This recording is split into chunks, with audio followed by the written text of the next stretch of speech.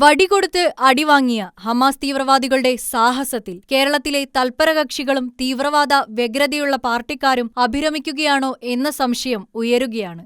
സ്ത്രീകളെയും പിഞ്ചുകുഞ്ഞുങ്ങളെപ്പോലും വെറുതെ വിടാതെ തട്ടിക്കൊണ്ടുപോവുകയും കിരാതമായി കൊല്ലുകയും ചെയ്തുകൊണ്ട് ഹമാസ് തീവ്രവാദികൾ കാട്ടിക്കൂട്ടിയ ക്രൂരതയെ ഒരു കുഞ്ഞു വാക്കുകൊണ്ടുപോലും അപലപിക്കാതെ പലസ്തീനുവേണ്ടി ഘോരഘോരം വാദിക്കുകയും കരയുകയും ചെയ്യുന്നവർ വാസ്തവത്തിൽ ഹമാസ് തീവ്രവാദികളെ തന്നെയാണ് പിന്തുണയ്ക്കുന്നതെന്ന് മറന്നുപോകരുത്. മനുഷ്യപക്ഷത്തുനിന്ന് ചിന്തിക്കാതെ കരുണയില്ലാതെ കൊന്നുതള്ളുന്ന തീവ്രവാദികൾക്ക് പരോക്ഷമായി പിന്തുണ കൊടുക്കുന്ന രാഷ്ട്രീയ പാർട്ടികളെ ഇനിയും പിന്തുണയ്ക്കുന്ന കാര്യം കേരളത്തിലെ പൊതുസമൂഹം കാര്യഗൗരവത്തോടെ തന്നെ ചിന്തിക്കേണ്ടിയിരിക്കുന്നു. ഹമാസ് ഭീകരന്മാരെ മുന്നിൽ നിർത്തി പാലസ്തീൻ ഇസ്രായേലിന്റെ മണ്ണിൽ ഇരച്ചുകയറി അക്രമം അഴിച്ചുവിടുമ്പോൾ ഒന്നുമറിയാത്ത മട്ടിൽ ചത്തതുപോലെ കിടന്ന് ഊറിച്ചിരിക്കുന്ന കേരളത്തിലെ പുരോഗമന പ്രസ്ഥാനങ്ങളിലെ പല്ലുകൊഴിഞ്ഞ നേതാക്കന്മാർക്കും വിപ്ലവ സിംഹങ്ങൾക്കും മനുഷ്യാവകാശ ലംഘനം കലശലായി ബോധ്യപ്പെടുന്നതും തീവ്രവാദികളെ പോരാളികളായി പ്രഖ്യാപിക്കാൻ തോന്നുന്നതും ഇരവാദം ഉയർത്തി അവർ കരഞ്ഞു നിലവിളിക്കുന്നതും ഇസ്രായേൽ തിരിച്ചടിക്കുമ്പോൾ മാത്രമാണെന്നതും സാർവലൗകിക പ്രതിഭാസമായി മാറിയിരിക്കുകയാണ്.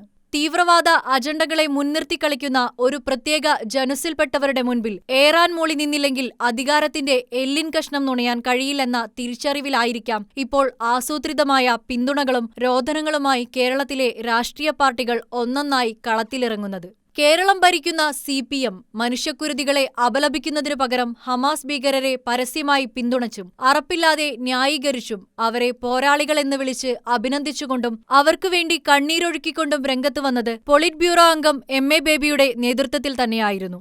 അജ്മൽ കസബിനും സദ്ദാം ഹുസൈനും അന്തിമോപചാരം അർപ്പിച്ചവരും അവർക്കുവേണ്ടി പ്രാർത്ഥനയും പ്രതിഷേധവും നടത്തിയവരും അവർക്കുവേണ്ടി കവിത എഴുതിപ്പാടിയ വിപ്ലവകവികളും ഇവിടെ ഉണ്ടായിരുന്നുവെന്നത് നാം മറന്നു കാണില്ല.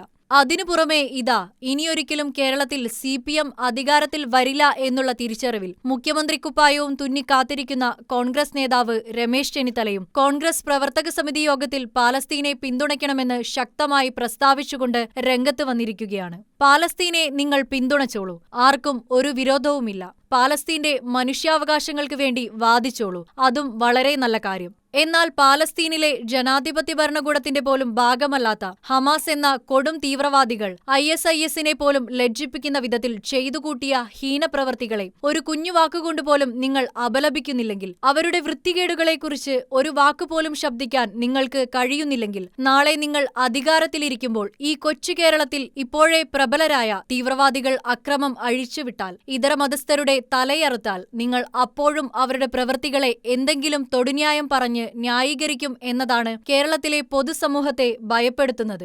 അതിനാൽ ഇതാണ് കേരളത്തിലെ പ്രമുഖ രാഷ്ട്രീയ പാർട്ടികളുടെ പൊതുനിലപാടെങ്കിൽ തലയറുക്കുന്നവരെ പിന്തുണയ്ക്കുന്നവർക്കാണോ തങ്ങളുടെ സുരക്ഷിതത്വം ഏൽപ്പിച്ചു കൊടുക്കേണ്ടതെന്ന് 2 തവണ ചിന്തിക്കേണ്ടിവരും. തീവ്രവാദികൾ നടത്തുന്ന ഭീകരപ്രവൃത്തികളെപ്പോലും എതിർക്കാതെ അവരോട് താദാത്മ്യപ്പെട്ട് മനുഷ്യ മനസാക്ഷിക്കെതിരെ നിൽക്കുന്ന ഈ കൂട്ടരെ വിശ്വസിച്ച് എങ്ങനെ അധികാരമേൽപ്പിക്കുമെന്ന കാര്യം കേരളത്തിലെ പൊതുജനങ്ങൾ ഇനിയെങ്കിലും ഗൗരവമായി തന്നെ ചിന്തിക്കേണ്ടതാണ്. ബലഹീനരായ സ്ത്രീകളെ ബലാത്സംഗം ചെയ്യുമ്പോഴും പുരുഷന്മാരെ കൊല്ലുമ്പോഴും കൊച്ചുകുട്ടികളെ പീഡിപ്പിക്കുമ്പോഴും ഉപദ്രവിക്കുമ്പോഴും അല്ലാഹു അക്ബർ എന്ന് വിളിക്കുന്ന ക്രൂരന്മാരെ ആരാധനയോടെ ആവേശത്തോടെ പിന്തുണയ്ക്കുന്നവരാണ് കേരളത്തിലെ മറ്റൊരു വിഭാഗം. ഒരു പ്രസ്താവന കൊണ്ടുപോലും ഇത്തരം കിരാതപ്രവൃത്തികളെ അപലപിക്കാൻ അവരാരും ഇതുവരെ തയ്യാറായിട്ടില്ല, തയ്യാറാവുകയുമില്ല. എന്നു പറഞ്ഞാൽ തങ്ങൾ വെറുക്കപ്പെട്ടവരായി കരുതുന്ന എതിർവിഭാഗത്തിലെ സാധാരണ ജനങ്ങളെ ക്രൂരമായി കൊന്നൊടുക്കുന്നതിനെ ചിലർ കൈയടിച്ചും മറ്റുള്ളവർ കണ്ണടച്ചും പ്രോത്സാഹിപ്പിക്കുന്നു. ഇത്തരക്കാരുടെ മധ്യത്തിൽ ജീവിക്കുന്നവർ വലിയ അരക്ഷിതാവസ്ഥയിലാണ്